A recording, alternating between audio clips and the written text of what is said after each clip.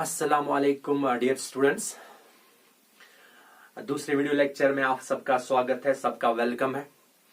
तो as you know कि हमने जो चैप्टर स्टार्ट किया है वो 12th की फिजिकल केमिस्ट्री से है, दैट इज इलेक्ट्रोकेमिस्ट्री। तो कल हमने उसके लिए कुछ टर्मिनोलॉजीज पढ़ी थी कि एक पहले तो आप किस तरह उस इलेक्ट्रोकेमिस्ट्री को डिफाइन करोगे। उसके लिए मैंने आपको बोला कि जब आप इलेक्ट्रोकेमिस्ट्री को डिफाइन करोगे तो आपके दिमाग में एक रिएक्शन जरूर होनी चाहिए, तो वो रिएक्शन रिडॉक्स रिएक्शन है। फिर मैंने रिडॉक्स रिएक्शन को आपको समझाया कि किस तरह रिडक्शन और ऑक्सीडेशन को हम देखते हैं कि कैसे ऑक्सीडेशन में इलेक्ट्रॉन्स लूज होते हैं और रिडक्शन में कैसे इलेक्ट्रॉन्स गेन होते हैं। फिर मैंने आपको बोल दिया कि ये दोनों जो प्रोसेस है या दोनों जो ये हाफ रिएक्शंस है ये कंप्लीमेंट्री रिएक्शंस होती है। और कंप्लीमेंट्री रिएक्शंस का मतलब they takes place simultaneously and side by side. तो फिर मैंने आपको बोला कि अगर हम इसको थोड़ा मॉडर्न हिसाब से देखें, मॉडर्न कुछ इसमें से निकाले, तो वो ये है कि ऑक्सीडेशन में हमेशा ऑक्सीडेशन नंबर जो है वो इंक्रीज होता है, चाहे 1, 2, 3, 4 डिपेंड कि ये कितने इलेक्ट्रॉन रिलीज कर रहा है। और अगर हम रिडक्शन में देखेंगे तो वहां पे हमेशा ऑक्सीडेशन नंबर जो है वो डिक्रीज होता है, डिपेंड कि वो कितने इलेक्ट्रॉन गेन कर रहा है। तो उसके बाद हमने बता दिया कि जो ये रिडॉक्स रिएक्शन होते हैं इनको हम एक सेल्स में करवाते हैं, और वो सेल्स मैंने आपको बोल दिया कि उनको हम इलेक्ट्रोकेमिकल सेल्स बोलते हैं। फिर इलेक्ट्रोकेमिकल सेल्स से हमने बोल दिया कि इनकी डिफिनेशन अगर हमने पढ़नी है, सिंपल सी डिफिनेशन ये है कि हम इलेक्ट्रिकल एनर्जी को कन्वर्ट कर रहे हैं केमिकल एनर्जी में और केमिकल एनर्जी को कन्वर्ट कर रहे हैं इलेक्ट्रिकल एनर्जी में। तो मतलब ये कि these energies are inter convertible, मतलब आप एक एनर्जी को कन्वर्ट कर सकते हो दूसरे एनर्जी में। तो ये हमने पढ़ा था according to the first law of thermodynamics, ठीक है। फिर हमने वहां से आपको बता दिया क्योंकि अगर आपको इलेक्ट्रिकल एनर्जी कन्वर्ट करनी है केमिकल एनर्जी में तो उसके लिए अलग सेल होगी, और अगर आपको केमिकल एनर्जी कन्वर्ट करनी है इलेक्ट्रिकल एनर्जी में तो उसके लिए अलग सेल होगी। तो डिपेंड कि कौन सी एनर्जी किसमें कन्वर्ट हो रही है, तो उसके लिए हमने दो टाइप्स ऑफ सेल्स पढ़े थे। एक सेल जो मैंने आपको बता दिया दैट इज इलेक्ट्रोलिटिक सेल, और दूसरी सेल जो हमने बता दिया आपको दैट इज गैल्वानिक सेल। फिर मैंने आपको उन दोनों के बीच में डिफरेंस भी पढ़ाई थी कि इलेक्ट्रोकेमिकल सेल्स में जो होता है वहां पे, इन गैल्वानिक सेल्स में जो होता है वहां पे क्या होता है, वहां पे chemical energy gets converted into electrical energy. तो वहां पे मैंने आपको बोल दिया कि रिएक्शन जो होती है वो स्पॉन्टेनियस होती है, मतलब डेल्टा जी जो होती है वो नेगेटिव होती है, ठीक है ना। फिर हमने इलेक्ट्रोलिटिक सेल में पढ़ा था कि उसमें क्या होता है, उसमें केमिकल एनर्जी नहीं बल्कि इलेक्ट्रिकल एनर्जी को कन्वर्ट कर रहे हो आप किसमें, केमिकल एनर्जी में। और ये करने के लिए पहले आपको बाहर से उसको कुछ एक्सटर्नल एनर्जी देनी पड़ती है। अब तो ये रिएक्शन जो है ये नॉन स्पॉन्टेनियस थी, लेकिन हम बैटरी से इसको स्पॉन्टेनियस बना सकते हैं, मतलब हम एक्सटर्नल एनर्जी दे रहे हैं, स्पॉन्टेनियस एनर्जी दे रहे हैं, ताकि जो रिएक्शन हमें करवानी है, ठीक है ना, वो क्या है, वो नॉन स्पॉन्टेनियस है। उस नॉन स्पॉन्टेनियस को भी हम स्पॉन्टेनियस बनाएंगे। तो उसके लिए क्या करना होता है, हमें एक्सटर्नल सोर्स जोड़ना होता है, दैट इज बैटरी। तो बैटरी इलेक्ट्रिकल एनर्जी प्रोवाइड करेगी और उसके बाद इलेक्ट्रोलिसिस में जो होगा केमिकल एनर्जी वो कन्वर्ट होगी, ठीक है। तो उसके बाद मैंने एनोड का अपना मसला बता दिया कि किस तरह आप एनोड को रिप्रेजेंट कर सकते हो इस इलेक्ट्रोलिटिक सेल में और गैल्वानिक सेल में। इलेक्ट्रोलिटिक सेल में आपको मैंने सिंपल बता दिया कि जो इलेक्ट्रोड्स बैटरी के टर्मिनल्स के साथ जुड़ा होगा उसी हिसाब से आप बताओगे कि वो जो इलेक्ट्रोड है उसका साइन क्या होगा। In case an electrode is connected with the positive terminal of a battery, तो उसको मैंने आपको बोला था that terminal is called anode, and the electrode which is connected to the negative terminal of the battery, तो वो होगी cathode. तो कैथोड पे नेगेटिव वाला कंसेप्ट आएगा, मींस नेगेटिव साइन आएगा, और जो एनोड होता है वहां पे पॉजिटिव साइन आएगा। फिर हमने बोल दिया था कि अगर अब हम गैल्वानिक सेल की बात करेंगे तो गैल्वानिक सेल में क्या होता है, गैल्वानिक सेल में अगर आप देखोगे वहां पे जिस इलेक्ट्रोड पे ऑक्सीडेशन होती है तो उसको आप एनोड लिखते हो, और जिस पे रिडक्शन होती है उसको आप कैथोड लिखते हो, ठीक है ना। और ये आपको याद होना चाहिए कि यहां पे एनोड का साइन जो है वो नेगेटिव होता है और कैथोड का साइन जो है वो पॉजिटिव होता है, ठीक है ना। डिपेंड्स अपॉन कि फिजिकल चेंज हो रही है कि केमिकल चेंज हो रही है। तो उसके लिए हमने क्या पढ़ा कि जो ये गैल्वानिक सेल है it is further classified into 2 groups, एक जिसको हम बताते हैं chemical cell and the second one that is called concentration cell. तो केमिकल सेल में आपको मैंने क्या बोल दिया कि electricity is produced because of chemical change and there is no transfer of matter at all.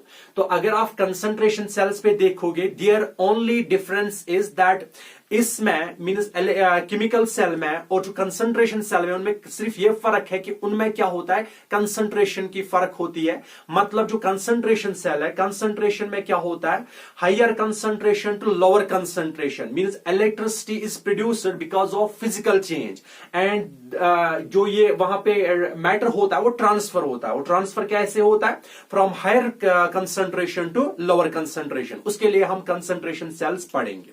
फिर हमने बोल दिया कि आप जो ये रिएक्शन सारे करवाते हो, रिडॉक्स रिएक्शन, ये हम कुछ सेल्स में करवाते हैं and these cells are called electrochemical cells. मैंने आपको बोल दिया कि हमारे पास जो ये इलेक्ट्रोकेमिकल सेल्स है, इन इलेक्ट्रोकेमिकल सेल्स में कम से कम दो चीजें आपके पास होनी ही होनी चाहिए, एक इलेक्ट्रोड और दूसरा इलेक्ट्रोलाइट। ठीक है, तो उसके लिए हमने बता दिया आपको कि इलेक्ट्रोड क्या होता है और इलेक्ट्रोलाइट क्या होता है। फिर भी कुछ स्टूडेंट्स ने हमें मैसेज की थी कि सर हमने जो इलेक्ट्रोड्स आपने पढ़ाए थे वो थोड़ा बहुत उसमें हमें थोड़ा बहुत डाउट होता है, तो मैं कोशिश करूंगा यहां से थोड़ा बहुत तेजी में उसको समझाने की, तो आप टेंशन मत लीजिएगा। फिलहाल मैंने आपको बोल दिया कि जो ये इलेक्ट्रोड होता है ये सिंपली एक मेटल रॉड होती है और इस मेटल रॉड का काम क्या है, अगर हम इसको इलेक्ट्रोलाइट में डालते हैं, इलेक्ट्रोलाइट का मतलब सॉल्यूशन में डालते हैं, ठीक है ना, इट कंडक्ट्स इलेक्ट्रिसिटी, ये इसकी क्वालिटी होनी चाहिए। अगर इसमें कंडक्टिविटी हो रही है, ठीक है ना, और ये सॉलिड फॉर्म है, मतलब क्या हम बताते हैं, it is an electrode. Depend कि ये किस माहौल में बना है, कैसा इसका हैबिटेट है, इसका नेचर कैसा है, इसकी बनावट कैसे हुई है, ठीक है ना, डिपेंड। तो हमने उसमें से पढ़े कि there are different types of electrodes, ठीक है ना।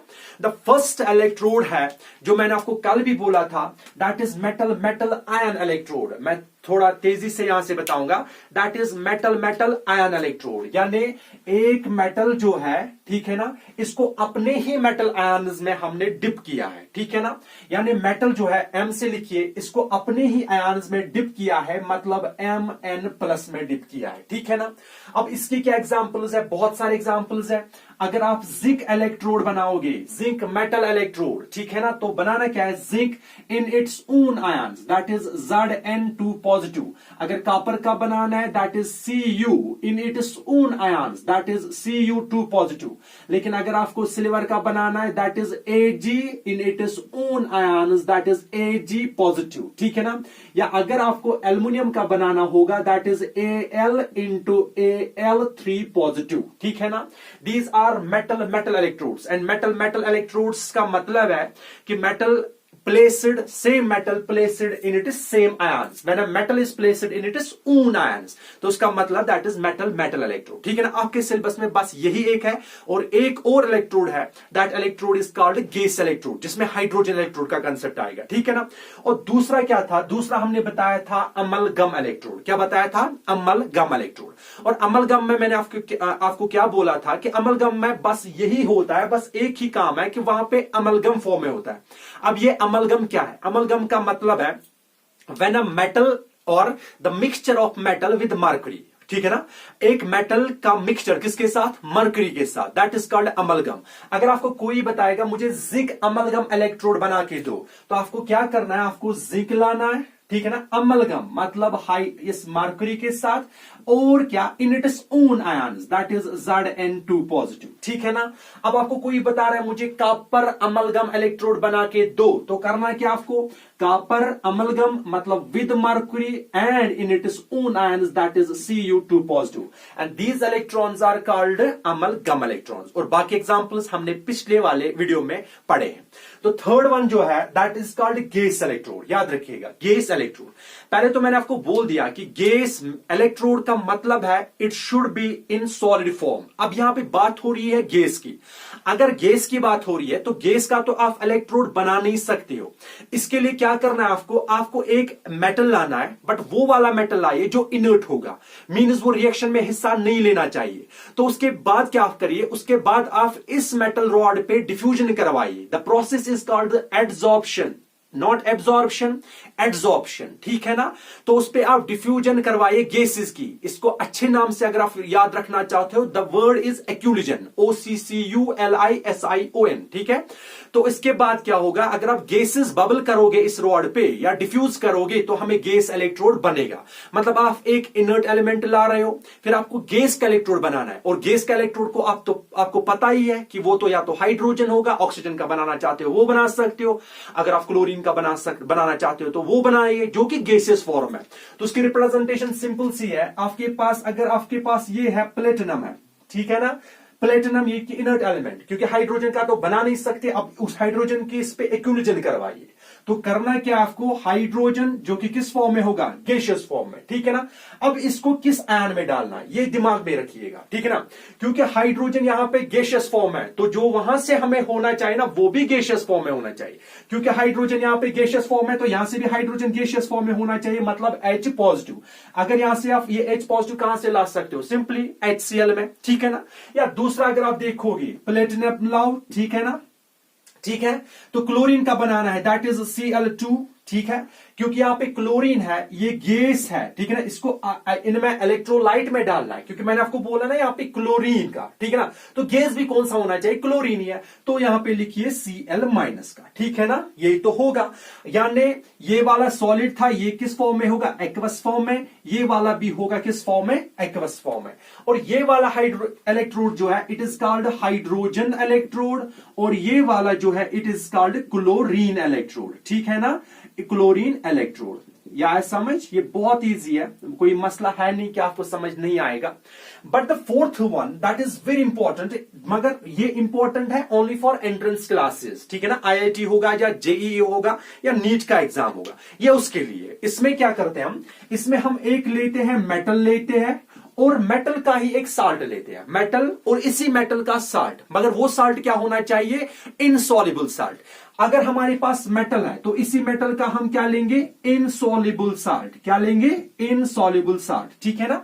और फिर क्या करेंगे हम, फिर हम ये उसमें डालेंगे जिसका साल्ट एनाइन जो होगा, ठीक है ना, मतलब नेगेटिव वाला, ठीक है ना।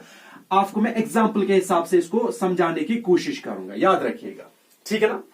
Metal, insoluble salt and salt A9, mean जो एनाइन होगा ना वो इस इनसॉल्युबल साल्ट के एनाइन से मिलना चाहिए। कैसे, ऐसे आपके पास मेटल है, ठीक है ना, मानो मैं सिल्वर ले रहा हूं, दैट इज Ag, ये तो मेटल है। अब इसको किसमें डालना है आपको, विद इस इनसॉल्युबल साल्ट, ये सिल्वर है, मेटल ये तो सिल्वर है, ठीक है ना। अब insoluble salt of metal, that is metal insoluble salt, ठीक है ना। अब इसी का साल्ट लेना आपको, मगर वो क्या होना चाहिए, इनसॉल्युबल, दैट इज AgCl, ठीक है ना, दैट इज AgCl। अब क्या करना है आपको, अब इसको डालना है किसमें, इलेक्ट्रोलाइट में। अब आप देखिए ये पॉजिटिव है, ये क्या है, नेगेटिव। मैंने बात की थी किसकी, एनाइन की, तो एनाइन में क्या है, नेगेटिव है, ठीक है ना। तो अगर आपको नेगेटिव होना चाहिए, मतलब यहां से क्लोरीन है, तो उसमें भी क्या होना चाहिए, क्लोरीन, ठीक है ना। और वो कहां से लाओगे आप, साल्ट एनाइन, और साल्ट एनाइन में दैट इज KCl, ये तो साल्ट है, बट इस एनाइन, इसका क्लोरीन है, इसका भी क्या होगा, क्लोरीन, ठीक है ना। और ये होगा किस फॉर्म में, एक्वस फॉर्म में। और इसको हम बताते हैं metal insoluble salt A9 electrode, ठीक है ना। ये कोई बड़ा मसला नहीं है, लेकिन इसकी बहुत जबरदस्त एग्जांपल जो है, जो हम हायर क्लासेस में भी पढ़ते हैं, और इंशाल्लाह आगे जाके भी मैं आपको उसको टच करूंगा, तो वो क्या है, वो ये है, ठीक है। That is called calomel electrode, that is called calomel electrode. Calomel electrode क्या होता है, देखिए वो क्या होता है, वो होता है मर्क्यूरी, ठीक है ना, insoluble salt of same metal. अब इनसॉल्युबल साल्ट मतलब मर्क्यूरी का ही होना चाहिए, वो क्या होगा, मर्क्यूरस क्लोराइड MHgCl2, जो कि किस फॉर्म में होगा, सॉलिड फॉर्म में। अब बात थोड़ी किसकी, यहां पे क्लोरीन की, तो यहां से भी क्या होना चाहिए, क्लोरीन, बट साल्ट वाला। और क्लोरीन का साल्ट दैट इज क्लोरीन का साल्ट HCl हो सकता है, सॉरी KCl हो सकता है, ठीक है ना, और NaCl हो सकता है वहां से। तो यहां से आप लिख सकते हो KCl, ये किस फॉर्म में होगा, एक्वस फॉर्म में। And that electrode is called calomel electrode, और इसको हम क्या नाम देते हैं, कैलेमियल इलेक्ट्रोड, ठीक है ना।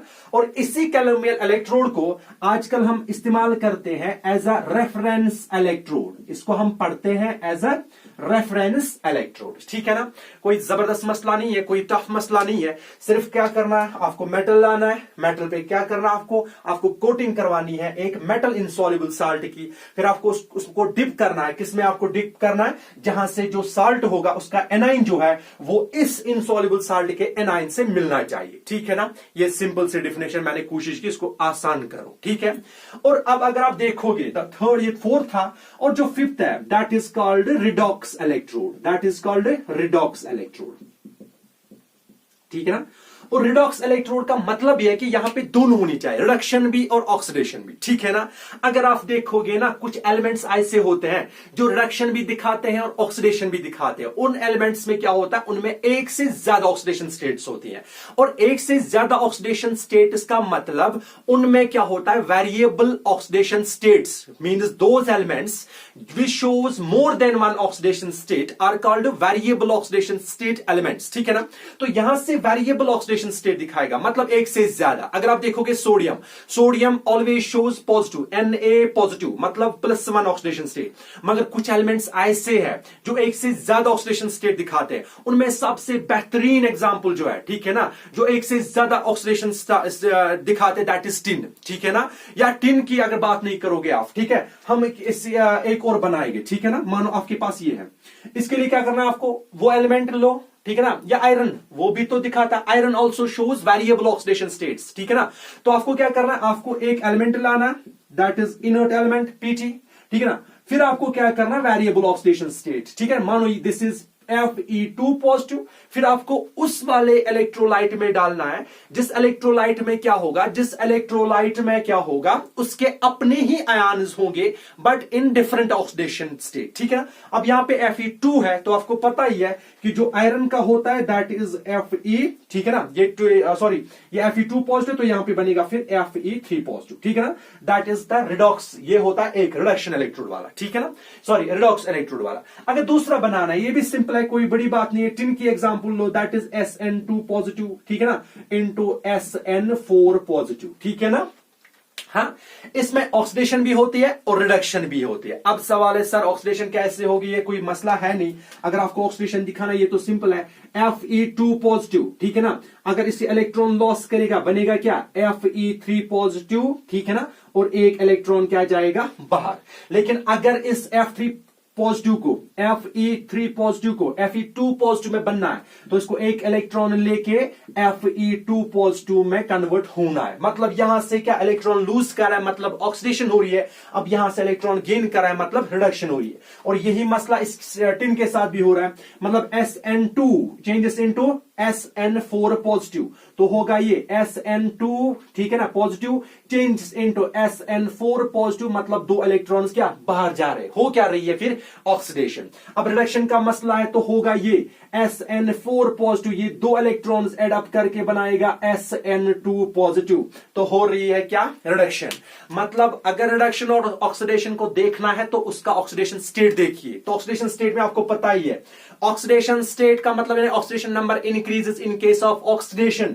तो ऑक्सीडेशन ये है, इसका +2 है, इसका +3 है, मतलब इंक्रीज हो रहा है, तो मतलब ऑक्सीडेशन हो रही है। अब यहां पे +3 है और यहां पे +2 है, मतलब रिडक्शन, क्योंकि डिक्रीज हो रही है ऑक्सीडेशन नंबर। अब यहां पे +2 है और यहां पे SN4 पॉजिटिव, ठीक है ना, तो SN4 पॉजिटिव, ठीक है। तो मतलब क्या हुआ, यहां से ऑक्सीडेशन नंबर इंक्रीज हो रहा है तो मतलब ऑक्सीडेशन, और यहां से अगर आप देखोगे यहां से डिक्रीज हो रहा है तो मतलब रिडक्शन। इन शॉर्ट से ये था इलेक्ट्रोलाइट्स, जो कुछ स्टूडेंट्स ने बोला था कि सर हमें वो समझ ही नहीं आया था, थोड़ा बहुत उसमें कुछ एरर दिख रहा है, तो हमने यहां से उसको कंप्लीट किया।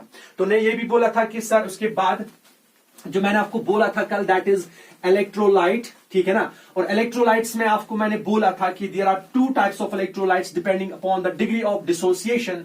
The first one is called strong electrolytes and the second one is the weak electrolytes. And strong electrolytes जो मैंने आपको बोला था कि स्ट्रॉन्ग इलेक्ट्रोलाइट्स में क्या होता है, स्ट्रॉन्ग इलेक्ट्रोलाइट्स में होता है क्या, उनमें कंप्लीट आयोनाइजेशन होती है। और कंप्लीट आयोनाइजेशन का मतलब कि उनमें क्या सारे आयन जो है वो आयोनाइजेबल बनते हैं, ठीक है ना। तो उसके लिए मैंने आपको बोला कि उनका जो अल्फा होता है, that is alpha means degree of dissociation, degree of ionisation, वो हमेशा 1 के बराबर आता है, ठीक है ना।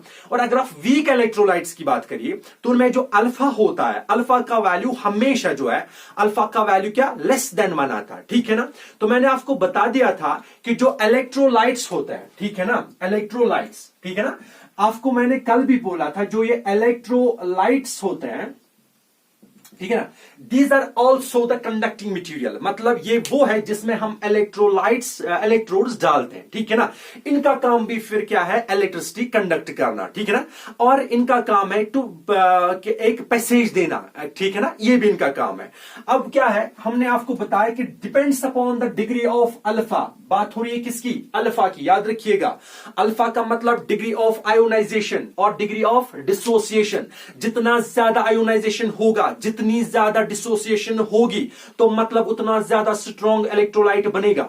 और जितनी वीक आयोनाइजेशन होगी, ठीक है ना, तो उतना मतलब उतना ही क्या वीक, उतना ही आयोनाइजेशन कम होगा, मतलब पार्शियल आयोनाइजेशन होगा।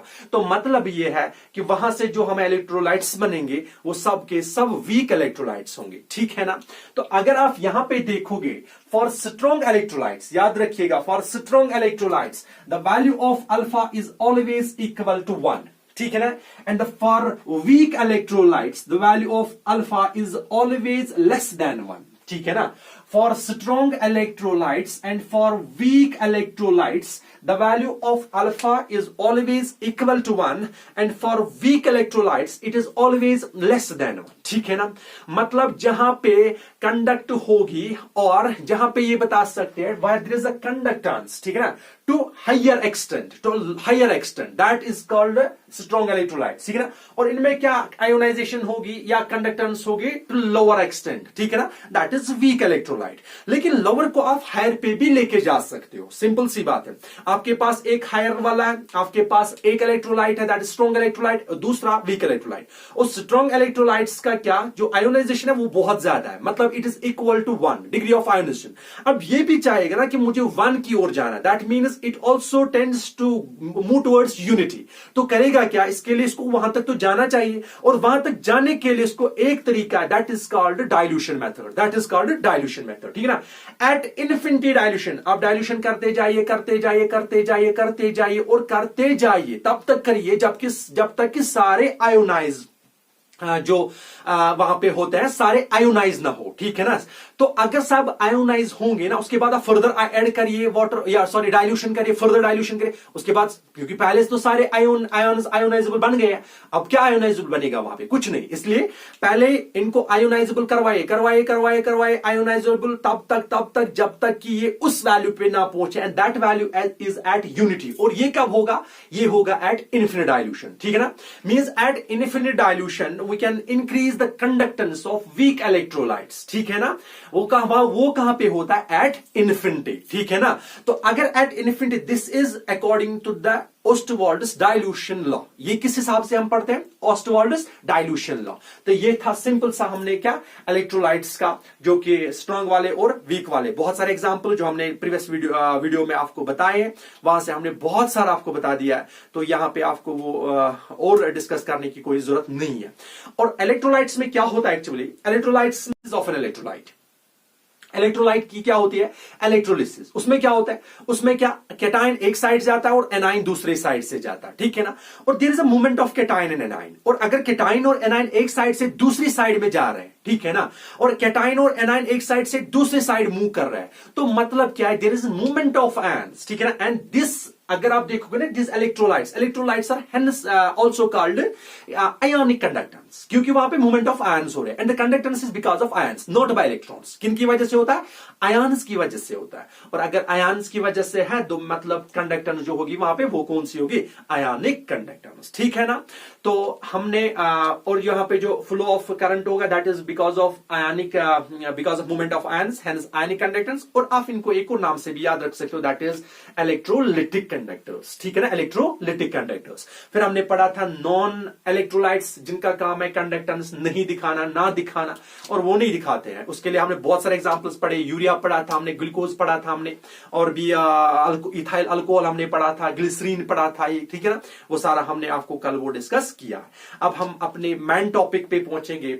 मैंने आपको कल भी बोला कि हम अब एक टॉपिक उठाएंगे, that is the galvanic cell. बहुत ही इंपॉर्टेंट टॉपिक है, बहुत ही जबरदस्त टॉपिक है, और यहां पे आपको मेन जो पार्ट है केमिस्ट्री इस इलेक्ट्रोकेमिस्ट्री का, वो आपको अब समझ में आना चाहिए। यहां से आप नजरअंदाज नहीं कर सकते किसी टॉपिक को। यहां से समझने का मतलब कि आगे जाके बाकी जो पार्ट्स है ना, वो आपको अच्छे से समझ आएंगे। अदरवाइज अगर यहां पे ये नहीं समझ आ रहा कि गैल्वानिक सेल कैसे है, रिप्रेजेंटेशन कैसे की, क्यों यहां पे ये साइन हुआ, क्यों वहां पे वो साइन हुआ, कहां पे डिकम्पोजिशन हो रही है, कहां पे वेट लूज हो रहा है, कहां पे मास लूज हो रहा है, कहां से मूवमेंट हो रहा है, कौन सी मूवमेंट हो रही है, और आगे जाके वहां से आपको कुछ समझ में आने वाला तो है नहीं, क्योंकि हमने आगे जाके पढ़ना है सेल्स, ठीक है ना। और सेल्स में प्राइमरी सेल्स और सेकेंडरी सेल्स, फिर फ्यूल सेल्स, फिर बहुत जबरदस्त टॉपिक आगे भी है। तो फिलहाल आपको ये मेन टॉपिक जो है आपको किसी भी सूरत में, किसी भी हालत में आपको याद रखना ही पड़ेगा, ठीक है ना। तो हम अपने इस टॉपिक पे चलेंगे, तो लेट्स स्टार्ट, ठीक है।